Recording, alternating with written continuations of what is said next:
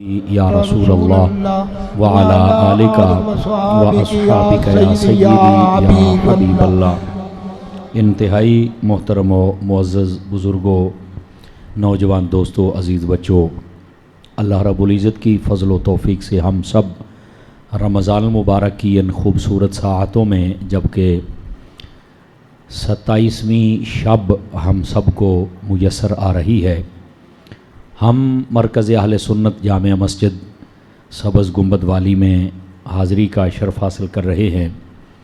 میری دعا ہے خالق کائنات آج کی اس رات کی برکات ہم سب کو عطا فرمائے۔ آج نماز تراویح میں ہر سال کی طرح اس سال بھی ختم القرآن شریف کا سلسلہ ہوا۔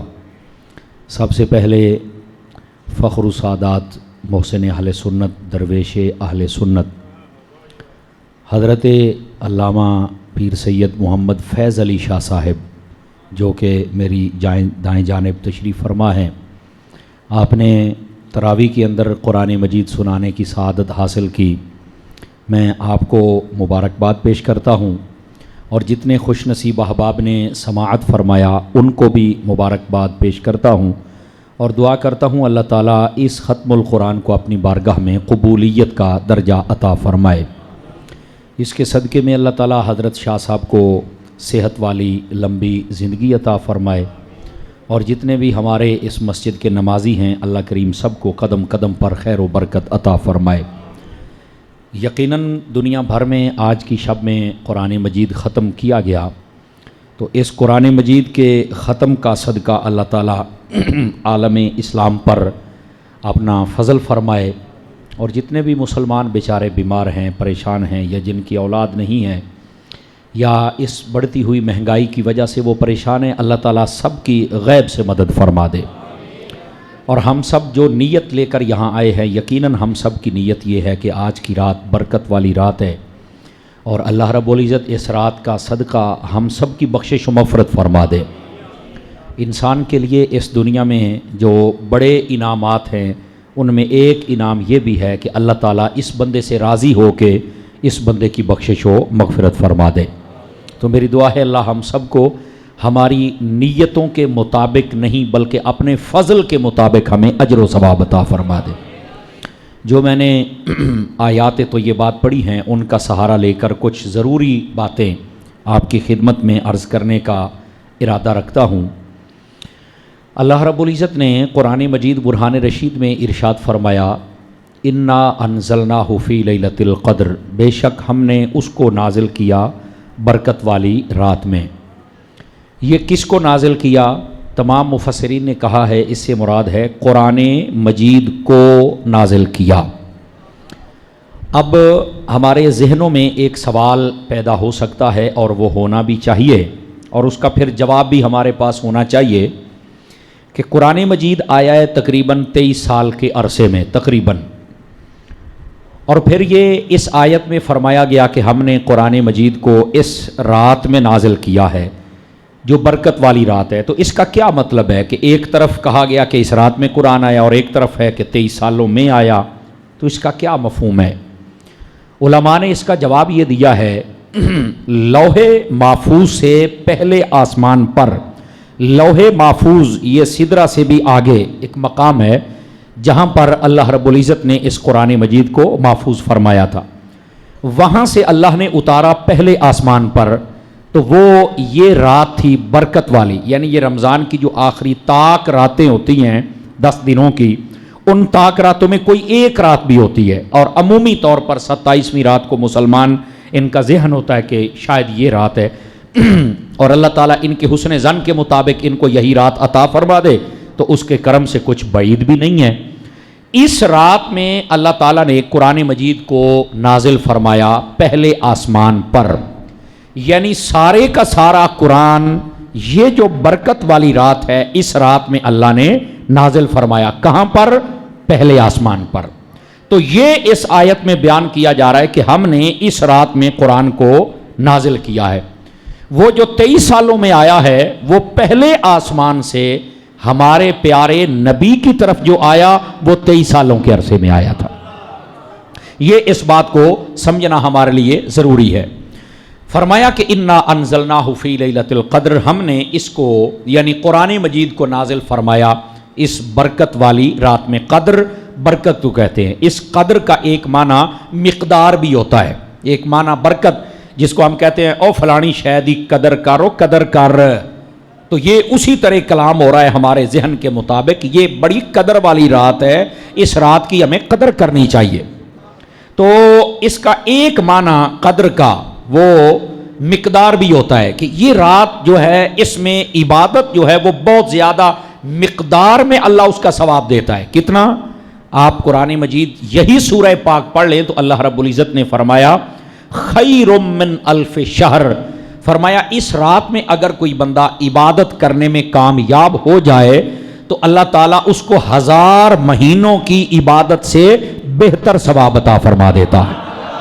یعنی اس میں ثواب دینے کی جو مقدار ہے وہ اللہ رب العزت نے بہت زیادہ رکھی ہے۔ ایک قدر کا معنی یہ بھی ہے، ایک قدر بمعنی عزت و اہمیت بھی ہے اور ایک قدر بمعنی مقدار بھی ہے۔ تو یہ دو معانی علماء نے بیان فرمائے۔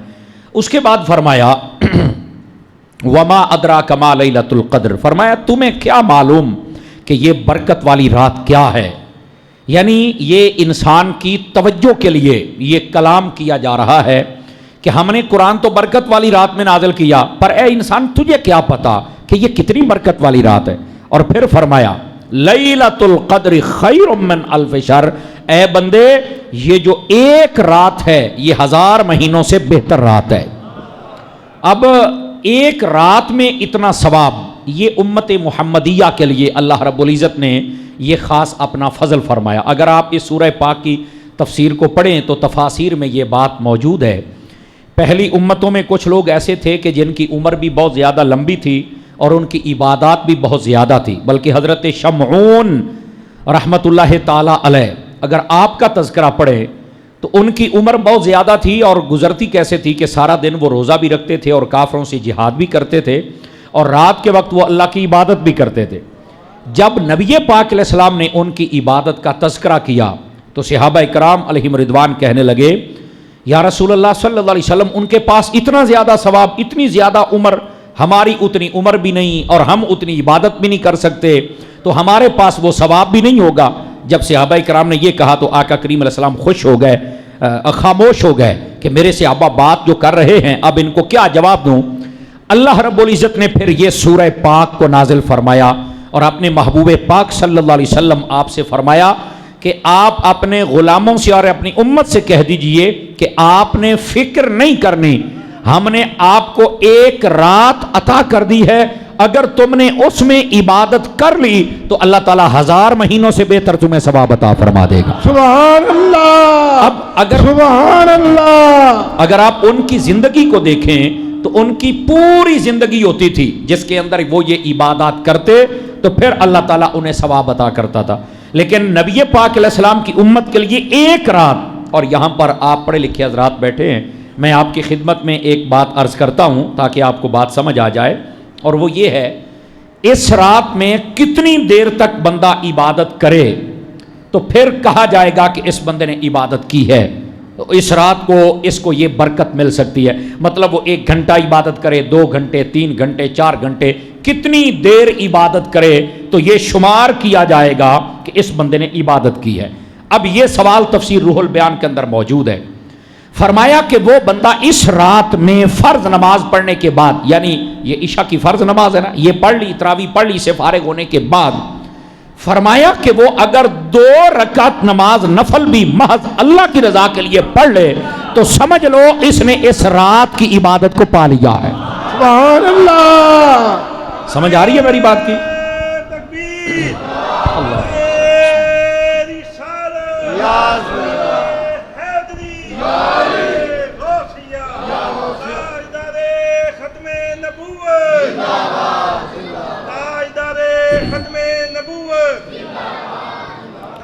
اللہ محمد 4 یا حاجی خواجہ کتب فری فری یا فری حق فری یا فرید۔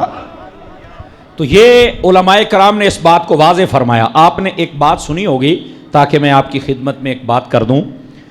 فرمایا کہ جو بندہ کثرت سے درود پاک پڑھے، نبی پاک فرماتے ہیں قیامت والے دن اس کو میری ذات کا قرب مل جائے گا۔ اس پر علماء نے سوال اٹھایا کہ کثرت سے درود پڑھنے کا کیا مطلب ہے؟ کتنی مرتبہ ہم درود پڑھیں تو وہ کثرت میں شمار کیا جائے گا؟ بات سمجھ رہے ہیں آپ سبھی حضرات؟ یعنی کثرت سے درود کا کیا مطلب ہے؟ تو علماء نے کہا اس کثرت سے مراد ہے کہ بندہ 313 مرتبہ درود پڑھ لے تو یہ کثرت کے پڑھنا شمار ہو جائے گا۔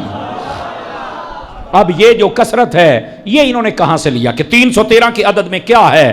تو فرمایا جو جنگ بدر لڑنے گئے تھے وہ 313 بندے، بظاہر یہ تھوڑے تھے، لیکن فرمایا اللہ رب العزت نے اپنی رحمت ان کو اتنی عطا فرمائی، فرمایا کہ وہ جو ادھر تھے ان کو ہم نے تھوڑا کر دیا، اور اے محبوب جو تیرے غلام تھے ہم نے ان کو کثرت عطا فرما دی تھی۔ تو علماء کہتے ہیں یہ جو 313 کا عدد ہے یہ کثرت والا عدد ہے۔ کون سا عدد ہے؟ کثرت والا، یہ 313 کا عدد ہے۔ تو جب یہ کہا جائے کہ درود پاک کثرت سے پڑھو تو جس نے ایک دن میں 313 مرتبہ پڑھ لیا سمجھ لو اس نے کثرت کے ساتھ پڑھ لیا۔ اگر اس سے زیادہ پڑھ لے پھر تو کیا ہی بات ہے، لیکن 313 کا کم از کم لمٹ ہے کہ اتنا پڑھ لے گا تو یہ کثرت میں آ جائے گا۔ اسی طرح اس رات میں عبادت کرنی ہے، کوئی جتنی مرضی کرے، لیکن علماء کہتے ہیں جس نے فرض نمازوں کے بعد 2 رکعت نماز نفل اللہ کی رضا کے لیے پڑھ لیے سمجھ لو وہ بھی اس لمٹ میں آ جائے گا کہ اس بندے نے بھی اس رات میں اپنے رب کی عبادت کر لی ہے۔ علماء کہتے ہیں کم از کم یہ 2 نفل ہیں اور زیادہ سے زیادہ یہ 100 نفل ہیں۔ سمجھ آ رہی؟ اچھا یہ جو پڑھ لیتا ہے سمجھ لو کہ وہ کثرت میں آ جاتا ہے۔ اس کے علاوہ اسے چاہیے کہ تلاوت کرے، اللہ کی بارگاہ میں استغفار کرے اور توبہ کرے۔ اس رات کے اندر جو اللہ کی بارگاہ کے اندر لوگ توبہ کرتے ہیں اللہ انہیں بھی بہت پسند فرماتا ہے۔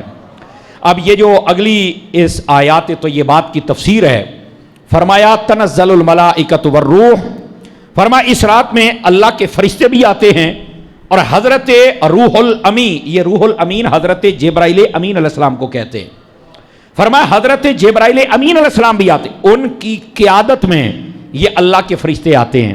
آپ کو یہاں پر بھی ایک پیاری بات سناؤں اگر آپ کی توجہ ہے تو، تفسیر روح البیان کے اندر لکھا ہے کہ یہ اللہ کے فرشتے کیوں آتے ہیں، آخر اس کی وجہ کیا ہے؟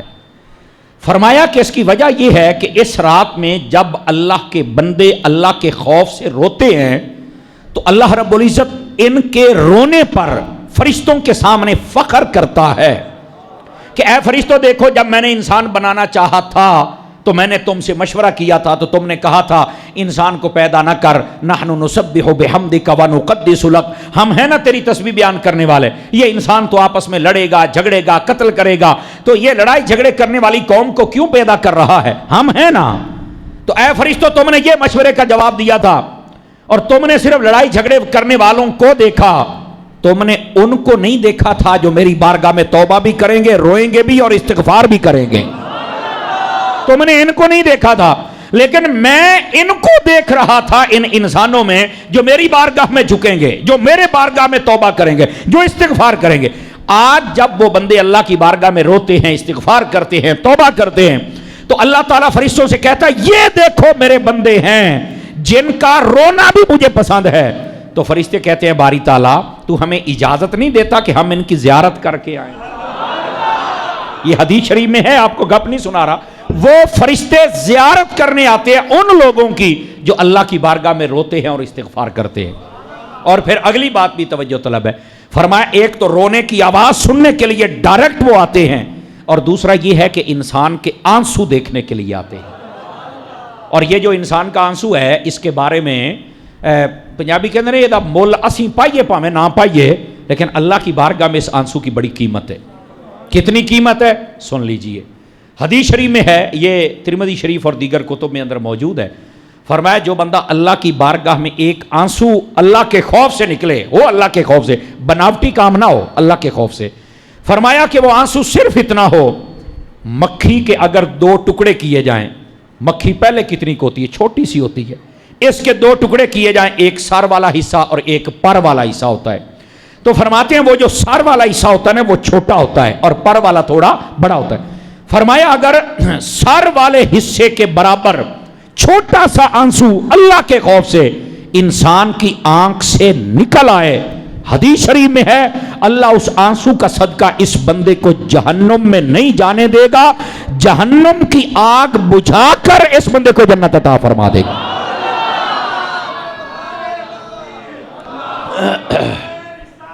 بسم اللہ۔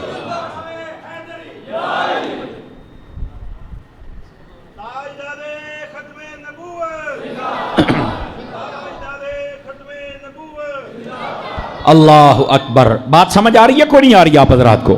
تو اللہ کی بارگاہ میں جو اللہ کے خوف سے آنسو بہانے والے لوگ ہوتے ہیں وہ اللہ رب العزت کو اتنا پسند آتے ہیں۔ ایک آنسو، آپ کی نا توجہ ہو نہیں رہی، آپ میں سے کئی بندے دائیں بائیں دیکھ رہے ہیں، لنگر بھی آپ نے کھا لیا اور سحری کا انتظام ہے نا جی ان کے لیے، آپ کے لیے سحری کا انتظام ہے، اللہ نے چاہا تو ہو سکتا ہے فقیر بھی آپ کے ساتھ ہی سحری کرے گا، ٹھیک ہے، لیکن اتنا کچھ اگر بندہ لنگر کھائے اور توجہ پھر نہ کرے تو مزہ تو نہیں نہ آتا، ٹھیک ہے۔ اب یہ باتیں سمجھنے والی ہوتی، اچھا ان راتوں میں اگر تقریر نہ بھی کی جائے نا تو مسلمان کا پھر بھی ایک جذبہ ہوتا ہے کہ میں نے عبادت کرنی ہے، لیکن تقریر کے ساتھ بندہ ایک تکڑا ہو جاتا ہے اور تیار ہو جاتا ہے کہ نہیں یار میں نے یہ کام کرنا ہی کرنا ہے۔ تو یہ صرف ایک تربیتی ورکشاپ اور نشست ہے جس کے اندر آپ کا ذہن بنا رہا ہوں۔ میرے عزیز، جو بندہ اللہ کے خوف سے رو پڑے اور آنسو پورا نہیں، مکھی کے سر کے برابر نکل آئے تو فرمایا اس آنسو کے بدلے اللہ جہنم کی آگ بجھا دیتا ہے اور اس بندے کو اللہ جنت عطا فرما دیتا ہے۔ اچھا اس میں یہ بھی سن لیجئے کہ یہ صرف آج کی رات ہی نہیں ہے کہ آپ نے آنسو بہائے تو آج کی رات ہی کم، نہ نہ نہ نہ، یہ بات بھی نہیں، آپ جب چاہیں، توجہ نہیں فرما رہے ہیں، آپ جب چاہیں اپنے رب کی بارگاہ میں آپ آنسو بہا سکتے ہیں، اس کے دروازے ہر ٹائم کھلے ہوئے ہیں، سمجھ آ رہی نا؟ لیکن کچھ راتیں ہوتی ہیں کہ جن کی برکت زیادہ ہوتی ہے، ان رات کی برکت زیادہ ہے، اور اس رات کی برکات میں سے ایک برکت یہ بھی ہے، فرمایا کہ اللہ کی رحمت پہلے آسمان پر آ کے پکارتی ہے کوئی معافی مانگنے والا کہ آج ہم معاف کر دیں؟ ہے کوئی رزق مانگنے والا کہ آج مانگے اور ہم جھولیاں بھر دیں؟ ہے کوئی بندہ جس کو جنت چاہیے آج ہم جنت دے دیں؟ ہے کوئی بندہ جو جہنم سے بچنا چاہتا ہے آج ہم بچا دیں؟ یہ حدیث شریف میں اس طرح آ کے پہلے آسمان پر آ کر پکارا جاتا ہے۔ گرامی قدر حضرات، یہ راتیں جو برکت والی ہوتی ہیں ان کی ایک اہمیت ہوتی ہے، اور یہ ہر ہفتے میں بھی ایک رات ہوتی ہے، اور وہ کون سی ہوتی ہے؟ شب جمعہ، جس میں دعوت اسلامی کا اجتماع ہوتا ہے۔ جمعرات والے دن عمومی طور پہ ہمارے گھروں میں، جن گھروں میں بزرگ ہیں نا، عورتیں اور مرد، ان گھروں میں آج بھی ختم درود ہوتا ہے۔ کئی تو ختم درود ویسے ہی بڑے مخالف نے نا، اللہ جانے پتہ نہیں کیا ویر ہے، لیکن یہ جو بزرگ ہیں آپ ان کو دیکھیں یہ ختم کیوں دیتے ہیں بھلا؟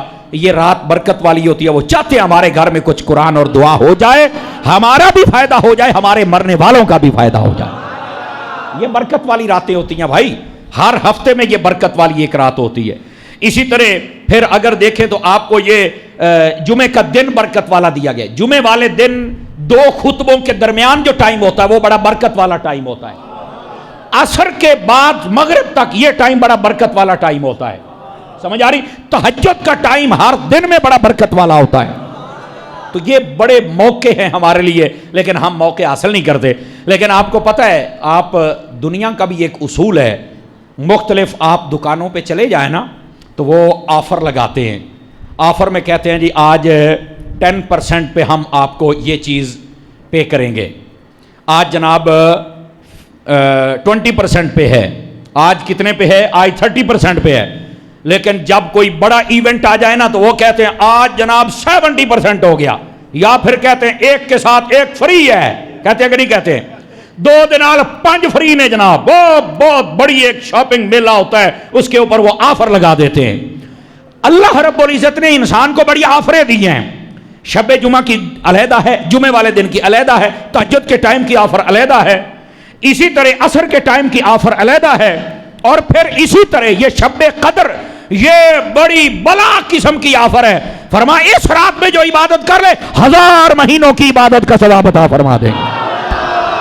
نعرہ تکبیر، نعرہ رسالت، نعرہ حیدری، نعرہ غوثیہ، تاجدار ختم نبوت۔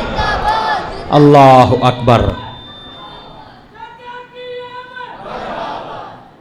تو یہ جو ہمارے دین کے لیے ہماری آفر ہے نا، ہمیں اس کو بھی قبول کرنا چاہیے.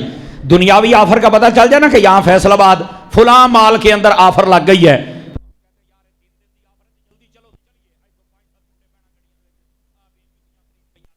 جناب کوٹ تے فلانا کی یاری آفر لگی ہوئی جی اسا سارے لے لیا.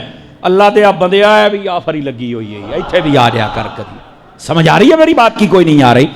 تو یہ اللہ رب العزت نے امت محمدیہ کے لیے بہت بڑا اعزاز رکھا ہوا ہے. اور یہ فرشتے کیوں آتے ہیں؟ یہ فرشتے ہمارے رونے کی آواز سننے کے لیے آتے ہیں، یہ ہمارے آنسو دیکھنے کے لیے آتے ہیں کہ یہ وہ آنسو ہیں جو رب کو پسند ہے، اور یہ وہ رونے کی آواز ہے جو ہمارے رب کو پسند ہے. ٹھیک ہے. اور اس کے بعد یہ کب سے کب تک سلسلہ جاری رہتا ہے. فرمایا یہ جب رات ڈلتی ہے تب سے لے کر فرمایا حتی مطلع الفجر، جب تک فجر طلوع نہیں ہو جاتی، یعنی جب سحری کا ٹائم ختم ہو جائے اس وقت فجر کا ٹائم شروع ہو جاتا ہے. سمجھ آ رہی ہے؟ جب تک فجر طلوع نہ ہو جائے ساری رات یہ آفر لگی رہتی ہے، کھلی رہتی ہے ساری رات. کسی بھی لمحے کے اندر تم اپنے رب کی بارگاہ میں یکسوئی حاصل کر لو. اور یہ جو اجتماعی طور پہ کام ہوتا ہے نا، علماء نے جو اس کی فضیلت بیان کی ہے، علماء فرماتے ہیں کہ اس کی وجہ یہ ہے، آپ قرآن مجید اگر پڑھیں نا، بعض جگہوں پر نماز کا ذکر آیا تو فرمایا کہ سارے مل کر نماز پڑھو. اسی طرح رکوع کا ذکر آیا تو مع الراکعین کہہ کے کہا کہ جب رکوع کرنے والے رکوع کر رہے ہوں تو ان کے ساتھ کرو، یعنی با جماعت. اسی طرح ساجدین کا لفظ آیا، یعنی جو اجتماعی طور پر عبادات ہیں ان کو زیادہ اہمیت حاصل ہے. کیوں؟ اس کی وجہ یہ ہے، فرمایا کہ جب کوئی اجتماعی طور پر عبادت کرتا ہے، اس میں سے اگر کسی بندے کی عبادت ناقص بھی ہو تو جس کی کامل ہوتی ہے اللہ اس کے صدقے میں ناقص بندے کی عبادت بھی قبول فرما لیتا ہے. یہ اس لیے اجتماعی طور پر یہ کام کیا جاتا ہے. سمجھ آ رہی ہے میری بات کی؟ ایک بندے پر آپ ڈیپینڈ کریں تو وہ نہیں کر سکتا. آپ دیکھیں میں آپ کو ایک مثال دے دیتا ہوں. کرکٹ کا میچ بھی ہوتا ہے نا تو 11 کھلاڑی ہوتے ہیں، وہ کوئی تو چلے گا نا. نہیں توجہ فرمائی آپ نے. یہ آپ کو ایک دیسی سی مثال دے رہا ہوں آپ کے سامنے. کوئی ایک بھی چل جاوے نا تو وہ 5-7 شاٹاں ہوندیاں نے سارا میچ وہ کہندے یار نے جتا. حالانکہ دا مطلب یہ نہیں کہ باقی سارے ویلر ہیں، نہیں، کوشش انہاں اپنے تائیں کیتی ہے لیکن صدقے او دے. آپ نے توجہ نہیں فرمائی میری بات پر. تو اسی طرح یہ جو دینی ہمارے کام ہیں ان میں اجتماعیت کو رکھا گیا ہے. وجہ کیا ہے؟ فرمایا کہ ان میں کوئی ایک نیک ہوگا اس کے صدقے میں اللہ باقی سب کی عزت بھی بنا دے گا. اب بات سمجھ آئیے آپ حضرات کو؟ لیکن مجھے افسوس اس بات پر ہوتا ہے کہ لوگوں کو اس بات پر بھی تکلیف ہوتی ہے، نہیں اے رات مڑ عبادت نہیں کرنی چاہیے تھے تو مڑ کتے بھی نہیں لکھے ہویا تے تو مڑ کسے بھی نہیں کیتی تے مڑ. میں نے کہا پھر رمضان شریف میں قیام اللیل کا مطلب ہی کیا ہے؟ نہیں توجہ فرما رہے آپ حضرات ہیں؟ تو یہ پتہ نہیں یار، عبادت اللہ کی کرنی ہے، لوگوں کو پھر مسئلہ بنا ہوا ہے. جبکہ قرآن مجید میں بھی موجود ہے کہ اس ایک رات میں 1000 مہینوں کی عبادت کا ثواب. اور یہ بھی پتہ کہ جب اکٹھے بیٹھ کے کریں گے نا، اکٹھے بیٹھ کر کرنے کا ایک مطلب تو یہ کسی ایک کے صدقے میں قبول. دوسرا اس کا مفہوم یہ ہے کہ بندے پر سستی غالب نہیں آتی ہے. کلا بندہ بیٹھا ہوگا نا سستی آ جاتی ہے، نیند آ جاتی، بندہ تھک جاتا ہے. تو جب یہاں بیٹھا ہو تو فطری طور پہ کہنا لے او ترکڑا بیٹھا تو میں کیوں نہ ہوں، آٹومیٹک بندہ تکڑا ہو جاتا ہے. تو یہ اس کے فوائد زیادہ ہیں. اب یہ لوگوں کو کرنا چاہیے، کئیوں لوگوں کو پھر بیچاروں کو مسئلہ بنا ہوا ہے. اللہ کرے انہاں دا مسئلہ بھی دور ہو ہی جاوے. آمین تو کہہ دینا یار آپ حضرات. آمین کہنے میں کنجوسی نہ فرمایا کریں. تو کہنے کا مقصد یہ اجتماعی طور پر. میں آپ کو ایک حدیث بھی سنا دیتا ہوں. نبی رحمت صلی اللہ علیہ وسلم آپ نے ارشاد فرمایا جہاں پر یہ دعا مانگنے والے 40 بندے اکٹھے ہو جائیں. کتنے جی؟ 40. یہ حدیث شریف ہے. فرمایا ان 40 میں سے ایک بندہ اللہ کا ایسا مقبول بندہ ہوتا ہے اس کے صدقے میں اللہ باقی سب کی دعا بھی قبول فرما لیتا ہے. اب جہاں پر 40 ہوں تو اس کو آپ اگلے 40 پھر اگلے 40 پھر اگلے 40 آپ اس کو ذرا جمع کرتے جائیں تو پھر مجھے بتائیں جتنے زیادہ افراد ہوں گے دعا قبول ہونے کے چانسز بڑھیں گے یا نہیں بڑھیں گے. یہی وجہ ہے. سب سے زیادہ اہمیت، ادھر دیکھیں میری طرف، آپ کو ایک بات سمجھا دوں، سب سے زیادہ اہمیت جماعت کے ساتھ نماز پڑھنے کی ہے. اس سے زیادہ اہمیت ہمارے جمعے کی ہے، اس میں زیادہ کثرت ہوتی، اس سے زیادہ اہمیت ہماری عید کی ہے۔ توجہ نہیں کر رہے، میں آپ کو صرف بتا رہا ہوں کہ اجتماعیت ہمارے دین کا حصہ ہے۔ سب سے زیادہ جماعت، اور جماعت سے زیادہ جمعہ، اور جمعے سے زیادہ عید، اور عید سے زیادہ ہمارا حج۔ سمجھ آ رہی ہے؟ تکبیر، نعرہ رسالت، نعرہ حیدری، ہر صحابی نبی، ہر صحابی نبی، تاجدار ختم نبوت۔ ہمارے اسلام میں جو اجتماعیت ہے وہ اللہ کی رضا کے لیے ہو، اور جتنی زیادہ بڑھتی جائے گی اتنے زیادہ دعا قبول ہونے کے چانس ہوتے جائیں گے۔ میں کسی پر تنقید نہیں کر رہا، لیکن آپ کو بات تو میں سمجھا سکتا ہوں نا۔ یعنی اپنا اجتماع ہو تو کہتے ہیں چلو رائی بینڈ یار ہوتے چلو دعا کرنی ہے، بندے بہت ہوندے نے، جتھے بندے زیادہ دعا قبول۔ میں کہا تیرے کٹھے ہو جان رائی بینڈ تے بڑی دعا قبول ہوندی، تے ساڈے مرکزے کٹھے ہو جان 27ویں دی رات۔ آواز کمزوروں والی ہے آپ حضرات کی۔ میں نے پہلے لفظ آپ کو بتائیں کہ میں تنقید نہیں کر رہا، صرف یاد دہانی کروا رہا۔ مولوی صاحب او جیڑی کٹھیاں ہو کے تواڈی قبول ہو سکدی ہے، او ساڈی کیوں نہیں ہوندی؟ بڑے سانو بھی کچھ خدا دا خوف کر یار۔ اور ہم جس رات میں جمع ہیں، اس رات کا ثبوت اللہ کے قرآن سے بھی ہے، مصطفیٰ کے فرمان سے بھی ہے۔ اور پھر بھی قوم کا ذہن بناتے ہو کہ نہیں یار چھڈو پرے فلانا تے ڈمکان، اللہ دا نام منو، بندے دے پوتر بنو یار۔ میں نے کسی کو برا بھلا تو نہیں کہا، صرف میں نے ایک اشارہ دیا ہے کہ اپنی دعا ہوئے تو میں دھریکی ودے ہو، سارے گڑیاں بھی آپ مفت ہی کرا دیندے ہو۔ اللہ تھے آپ بندے اسی تو بیٹھے ہی مسجد تے آئے۔ اب توجہ ہوئی آپ کی؟ آپ کو بات سمجھ آئی آپ کو؟ تو ہمارے اسلام میں جو اجتماعیت ہے اس کی بڑی اہمیت ہے۔ تو یہ جو ہم مل جل کر بیٹھتے ہیں، یہ تو ہر روز بیٹھے تو پھر بھی تھوڑا ہے، یہ ہر روز بیٹھے پھر بھی تھوڑا ہے، چونکہ اکٹھے ہو کے بیٹھیں گے اتفاق میں بھی برکت ہے، اور کفر بھی ڈرتا رہے گا، اور ساتھ میں مفتوں میں ہماری دعائیں بھی قبول ہوتی رہ جائیں گی۔ بس اتنی سی بات ہے، اس کے اندر کوئی اور لمبا چوڑا فلسفہ نہیں ہے۔ اور پھر یہ رات برکت والی رات جس میں قرآن آیا۔ یہ کیوں آواز تھوڑی سی گونج رہی ہے؟ اچھا یہ ڈبے کو مسئلہ ہے تھوڑا سا، اللہ تعالیٰ یہ بھی طبیعت سیٹ کرے بھائی، ہاں یہ چلتا رہے گا تو ہمیں مزہ آئے گا نا جی۔ اللہ اکبر۔ تو عرض کرنے کا مقصد یہ ہے، اللہ رب العزت اس رات کی برکات ہم سب کو عطا فرما دے۔ میں ایک بات کہوں آپ سے، اگر آپ جتنے بیٹھے ہیں توجہ میری طرف کریں تو آپ میں سے یقیناً کچھ لوگ اعتکاف پر بھی بیٹھے ہوں گے، اور باقی جتنے مجھے بے شک وہ نوجوان ہیں یا تھوڑا بڑی عمر کے ہیں یا بڑھاپے میں ہیں یا چھوٹے بچپن میں، اکثر مجھے لگتا ہے کہ یہ روزے بھی رکھتے ہیں، اکثر روزے رکھتے ہیں۔ اچھا یار، جب رمضان شریف آتا ہے تو ہماری مسجد میں ایک رش لگ جاتا ہے نمازوں کا، ایسا ہی ہے؟ بولو تو صحیح نا؟ اچھا، اس کے ساتھ ساتھ ہمارے اکثر ایک جذبہ پیدا ہو جاتا ہے کہ ہم نے تسبیح کرنی، ہم نے تلاوت کرنی، ایسا ہی ہے جناب؟ جب یہ رمضان شریف ختم ہوتا ہے تو یہ جذبہ ختم کیوں ہو جاتا ہے؟ یہ فکر والی بات ہے کہ نہیں ہے؟ آئیے ذرا اس بات کو تھوڑا سا اپنے لہجے میں سمجھانے کی کوشش کروں۔ انداز بیاں اگرچہ میرا شوق تو نہیں، شاید کہ تیرے دل میں اتر جائے میری بات۔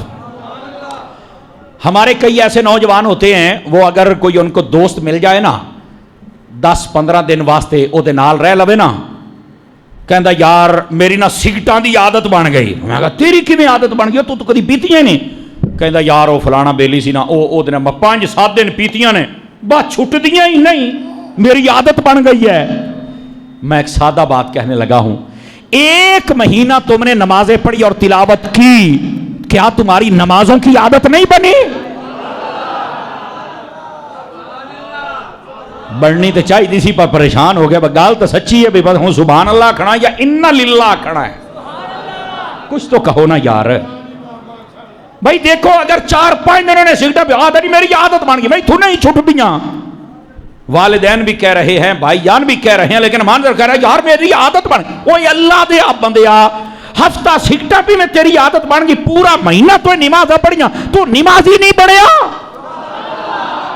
ایسا جذبہ لے کے اٹھو 1 مہینے کے بعد سدا بہار نمازی بن جاؤ. 1 مہینے کے بعد یہ رمضان گزرے ہم سدا بہار قرآن کی تلاوت کرنے والے بندے بن جائیں, پھر تو مزہ بھی آ جائے نا. ورنہ ہم نے اس عادت کو صحیح طریقے سے اپنایا نہیں. وہ جو 6 دن تم نے سگریٹیں پی تھی نا, اور جس نوجوان کی عادت بن گئی, اس میں طلب تھی, اس میں جستجو تھی. سمجھ آ رہی ہے؟ اس میں دنیا کے کام میں تو طلب اور جستجو تھی, پتہ چلا نماز اور تلاوت میں جستجو نہیں تھی. اگر جستجو ہوتی تو آج ہم پکے نمازی بن کے جاتے. حضرت فاروق اعظم رضی اللہ تعالیٰ عنہ, آپ کا زمانہ تھا. ایک نوجوان ایک گلی سے گزر رہا تھا, ایک عورت پر اس کی نظر پڑ گئی. اس نے عورت کو نا چاہا کہ یہ میری طرف متوجہ ہو جائے. عورت اس کے مقصد کو سمجھ گئی. اس نے نا ایک دن نوجوان کو بلایا, انہیں کہا اور گل سن, میں ویخ دی پئیاں بھی تیرے کو لچھن ٹھیک کوئی نہیں. لچھن سمجھ دیو نا؟ انہیں کہا تیرے میں لچھن تیرے میں صحیح نہیں لگ دے, ایسی دی گال کھول کے کار تو چاندہ کی ہیں. اس نے اپنے دل کی بات کہی. اس نے کہا ٹھیک ہے میں تیرا مقصد پورا کروں گی, لیکن میری ایک شرط ہے. کیا؟ اس نے کہا حضرت فاروق اعظم کے پیچھے تم نے صرف 40 نمازیں پڑھنی ہیں. اے میری شرط ہے. انہیں کہا 8 دیہڑیاں دی بار ہے, وہ تو گل ہی کوئی نہیں, 40 نماز ہنے پوریاں ہوئی ہیں جی. وہ چلا گیا نوجوان حضرت فاروق اعظم کے پیچھے, 40 نمازیں اس نے مکمل کی. اگرچہ اس نے اس کے ساتھ وعدہ کیا تھا, لیکن امام ہو فاروق اعظم جیسا. سبحان اللہ, کیا تقوی و طہارت. حضرت فاروق اعظم وہ ہے, فرمایا جس راستے سے گزر جائیں اس پر کبھی شیطان نہیں چل سکتا ہے. حضرت عمر بن خطاب کی یہ شان ہے. آج جو جس دور میں ہم گزر رہے ہیں, آج سے لے کر قیامت تک, اور آج سے لے کر 1400 سال پیچھے چلے جائیں, شیطان اس کی حضرت عمر سے کبھی نہیں بنی. ہمیشہ یا انسان کی بنتی ہے یا انسان کے بچے کی بنتی ہے. بس جو حضرت عمر سے پیار نہ کرے سمجھ لو نہ انسان ہے نہ انسان کا مٹھے بولے کو رشتہ داری لگ رہی ہے. میں نے یہ بندے پہچاننے کے لیے تھرمامیٹر بھی ہونا چاہیے آپ کے پاس. حضرت فاروق اعظم کے پیچھے اس نے کتنی نمازیں پڑھی؟ 40 بندے بھی پورے کوئی نہ بولے کو ڈھیر ہی تقوی لوڈ ہویا بیٹھا ہی تو آنو ہے. کتنی نمازیں پڑھی؟ 40 نمازیں. اب جب 40 نمازیں پڑھ کے وہاں سے گزرا نا, تو عورت نے خود اس کا راستہ روکا. انہیں کہا نوجوانہ وہ سیر تھلے سٹی جانا ہے, کوئی ساڑھے والی ویک. اس نے کہا اب میں نہیں دیکھ سکتا. اس نے کہا وجہ؟ اس نے کہا حضرت فاروق اعظم کے پیچھے نمازیں پڑھنے کا صدقہ یہ نمازیں اتنی اعلیٰ تھیں. اللہ نے قرآن میں فرمایا ان الصلاۃ تنہا عن الفحشاء والمنکر, یہ جو نمازیں ہیں یہ برائی سے روکتی ہیں. قسم خدا کی جو فاروق اعظم کے پیچھے نمازیں پڑھی ہیں اللہ نے مجھے ہر برائی سے محفوظ فرما لیا. نعرہ تکبیر, نعرہ رسالت, نعرہ حیدری, نعرہ غوثیہ. ایک گل ساری سرکار دیے. بے شک کو توجہ ہے آپ حضرات کی کہ کوئی نہیں ہے جناب میرے بھائی. یہ جو نماز ہے یہ بندے کو یوں بچاتی ہے, اور پھر پڑھانے والا فاروق اعظم جیسا ہو تو پھر تو کیا ہی بات ہے میرے عزیز. اور آپ خوش نصیب ہیں, آپ کا امام تو ویسے ہی سید ہے. آپ خوش نصیب ہیں. اور یقین کرو آج کل یہ ٹائٹل رکھ کے بھی لوگ بڑے عجیب و غریب قسم کی زندگی گزار رہے ہیں, لیکن حضرت شاہ صاحب درویشاں والی زندگی ہے. سمجھ آئی نا؟ میں آپ کو صحیح کہتا ہوں, یہ منہ پہ تعریف نہیں کرنی چاہیے, اور شاہ صاحب اس کو پسند بھی نہیں کرتے, لیکن اللہ نے حضرت کو بڑی عاجزی بے نفسی بہت عطا کی ہے. یقین کیجئے, ورنہ اس دور میں کس کو یہ چیزیں نہیں چاہیے. اور جتنا دیر ہو گیا تاندلے میں بیٹھے ہیں, اتہار گھر دے وچ جو چان لے سکتے ہیں, لیکن نہیں, میرا نہیں خیال کہ کوئی بندہ یہ کہہ سکے گا کہ شاہ صاحب نے مینوں فلاں شے آکھی مینوں دے. مجھے نہیں لگتا, حالانکہ نہ میں ان کا شاگرد ہوں, نہ میں ان کا مرید ہوں, نہ میں ان کا خلیفہ ہوں, نہ میں نے کبھی زیادہ دیر نہیں بیٹھا, لیکن جتنے لوگوں سے میری ملاقات ہوئی ہے نا, انہوں نے آکھیا بھی یار شاہ صاحب ورگا بندہ سی کوئی نہیں دیکھا. اور یہ ایک سچے اور سچے سید کی نشانی بھی یہ ہوتی ہے. سمجھ آئی؟ انتہائی عاجزی والے انسان ہیں. قرآن پڑھنے ایسے بندے پڑھائے ہیں کہ ابھی وہ مفتی اسلام بنے ہوئے ان کے شاگرد ہیں. وہ ایسے ہی ہے جناب. لیکن دیکھ لو کیسی درویشوں والی سادہ زندگی گزار رہی. پتہ نہیں بیچارے دا اپنا مکان بھی ہے کہ کوئی مہنتے بھی کوئی نہیں پتا, لیکن اتنی سادہ زندگی ہونا چاہیے. ویسے میں اکثر کہتا ہوں یقین کرو ہمارے یہاں نا, ہمارے یہ پاکستان کی بات کر رہا ہوں, جب کوئی ان کے ہاں آ کے مطلب کوئی نعت خان چنگی نعت پڑھ جانا اور جا میں تینوں عمرے کا ٹکٹ دیتا ہے, یار جنہوں 3 سال ہو گئے پڑھا دے انہوں بھی کدی دیتا ہی نہیں. میں ایک بات کر رہا ہوں, ہمارے یہاں یہ کام نہیں ہوتا. یقین کریں ہم جس کا حق تھا اسے نہیں دے رہے. سمجھ آ رہی ہے؟ یہ میرے دل کی بات ہے اور میں آپ تک پہنچانا چاہتا ہوں.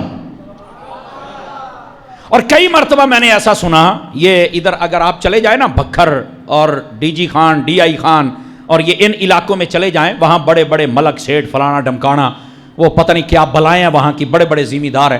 وہ نا جب ان کے بچوں کی شادی ہو تو وہ وہاں پر بلاتے ہیں ناچنے والی بازاری عورتوں کو, تو کوئی چنگی ناچ جاوے نا انہوں آدھنے او فلان لاہور میری کوٹھی ہے جا میں تینوں انعام دیتا ہے, جا وڈ کے مرنی کنجریاں نو دینا ہے.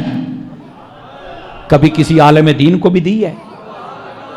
کبھی کوئی مدرسہ نہیں بنایا, مسجد نہیں بنایا. اصل وہ حرام دا پیسہ تے حرام دے پاسے ہی جاندا ہے. سمجھ آ رہی ہے نا جی؟ تو اس واسطے مجھے افسوس ہوتا ہے, یقین کریں بازاری عورتوں کے لیے, اے جی گڈی تینوں تحفہ دیتی, تو آج بڑی چنگی نکی ہے, بڑے ٹھمکے مارن, اے گڈی لے جاؤ. او نسل مکی. توجہ نہیں فرما رہے آپ حضرات؟ میرا خیال ہے پریشان تو نہیں ہو گئے آپ؟ او توانوں نہیں کہہ رہے ہوئے ساڈی یہ آواز بڑی دور تائیں جاندی ہے, توانوں نہیں پتا ایک ہفتے کنے بندے سن لیندے نے. اے اسی نیرا تواڈے نال کلام نہیں کردے, یہ آقا کریم علیہ السلام دی امت دے جتنے بندے سندے نے ساریاں دے نال کلام کرنا ہے. او کسے ایک نہیں بھی اصلاح ہو گئی میرا مل پورا ہو جانا جی. سمجھ آ رہی ہے میری بات کی؟ اور یقین کریں یہ میری کمائی ہی یہ ہے کہ کوئی ایک بندہ ٹھیک ہو, اس کا عقیدہ اس کا عمل ٹھیک ہو جائے.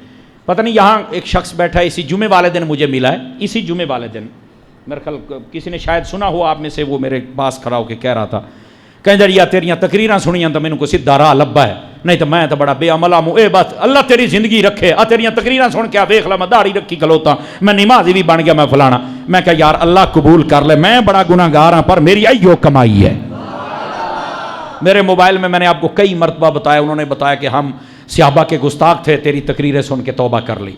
ہم نبی پاک کی اہل بیت کے دشمن تھے, تیری تقریر سن کے توبہ. اور یہاں بھی کئی آتے ہیں, او جی اسی کو سوال کرنے. میں کہا پتر میرے کو ایڈا ٹائم شیم کوئی نہیں, تقریراں سن لے, تینوں سودا پسند ہے سننی بن جانی, تو اپنے گھر تے میں اپنے گھر. ہوں تینوں میں سوالاں سمجھا ساڈے اسی ہور بڑے کام کرنے نے میرا پوتر. آپ نے توجہ نہیں فرمائی ہے جناب.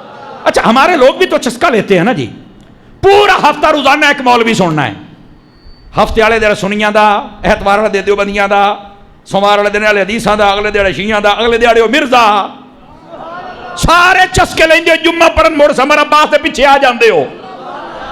نہیں توجہ فرمائی آپ, اللہ دے آپ بندے آپ, یہ آپ کیوں چسکے لیتے ہیں مجھے یہ بتائیں. چسکے لینے کا کوئی مقصد ہی نہیں ہے, میں آپ کو سچ کہہ رہا ہوں اللہ کے فضل سے. اور ابھی بھی پورا مہینہ میں کراچی رہا کہ میں اتھے ہی گل رکھی ہے. میں کیا مجھے خدا کی عزت کی قسم میرے سر پہ قرآن رکھو, مجھے شرع شد ہے, اگر کوئی سچا مذہب ہے تو اس کا نام اہل سنت و جماعت ہے. بس میرے سر پہ قرآن رکھو. نعرہ رسالت, نعرہ حیدری, نعرہ غوثیہ, مسلک حق اہل سنت. اس کی وجہ کیا ہے؟ اس کی وجہ یہ ہے جتنے ولی ہیں ان میں ہیں, جتنے نیک ہیں ان میں ہیں, با ادب یہ ہیں اللہ کے, نبی کے, صحابہ کے, اہل بیت کے, ولیوں کے, قرآن کے. ولی ان میں ہیں, نیک ان میں ہیں, کلمہ پڑھانے والے ان میں ہیں, دین پھیلانے والے ان میں ہیں. میں نے کہا مجھے پورا شرح صدر ہے, میرے سر پہ قرآن رکھو, میں کہنے کے لیے تیار ہوں. اب کی کہتے نہیں یار سانوں کی پتا, میں کہا جے تیرا بیڑا غرق ہویا پیا جے تن مجھے ہی نہیں پتا. عقیدے کا مطلب یہ ہوتا ہے کہ تیرا نظریہ ہو, جو میرا نظریہ ہے اللہ کی رحمت سے وہ بالکل ٹھیک ہے. چسکا لینے کے لیے مہینہ اسے سن لیا, 2 دن اسے سن لیا, 3 دن اسے سن لیا, 5 دن اسے سن لیا. اچھا سارا ہفتہ پریشان رہتا ہے, انہوں سنیا تھا لگتا ہے اے ٹھیک ہے, انہوں سنیا لگتا ہے اے ٹھیک, انہوں سنیا لگتا ہے اے ٹھیک. نہیں توجہ فرمائی آپ حضرات نے, کیوں چسکے لیتے ہو؟ اب آپ کو پتہ ہے نبی پاک نے فرمایا فتنے تو اٹھنے ہیں, آپ فتنوں میں یہ راستہ تلاش کریں, صحیح راستہ ہے کون سا. جو تمہیں اللہ کے قریب کرے، رسول اللہ کے قریب کرے، صحابہ کے، اہل بیت کے، ولیوں کے، قرآن کے، تمہیں ادب سکھائے، عبادات سکھائے. سمجھ آ رہی ہے؟ یہ راستہ ہے کس کا؟ تو اللہ کی رحمت سے. یہ اہل سنت کا راستہ ہے، اللہ کی رحمت سے. سمجھ آ رہی ہے؟ گرامی قدر حضرات، ہمارے لوگوں کو نا بس اوقات یہ بات ہضم نہیں ہوتی. میں کہوں تینوں ہضم نہیں، تیرا ہاضم ہی کام نہ کرے تو میں ان کی کر سکنا. لیکن میرے پاس مال یہی ہے، میں نے 2 نمبر مال کبھی رکھا ہی نہیں ہے. تو یہ بتانا اس لیے میں نے ضروری سمجھا میرے بھائی، آپ کو یہ شرع صبر ہونا چاہیے کہ الحمدللہ ہم جس نظریے پر ہیں یہ نظریہ اللہ کی رحمت سے نظریہ ٹھیک ہے. ہاں اس نظریے کے مطابق کوئی بات پوچھنی ہو تو ہم آپ کو اس کی وضاحت کرنے کے لیے تیار ہیں. باقی یہ کہ ہمارے یہ سوال ہیں تو ہمارے یہ سوال ہے، سوال رکھ اپنے کول، گل سن لے. انشاءاللہ آپ کو نہ قرآن کے مخالف نظر آئے گی نہ حدیث کے مخالف نظر، اللہ کی رحمت کے ساتھ. اب آ جائیے ذرا گفتگو کو سمیٹنے کی طرف آ جاؤں.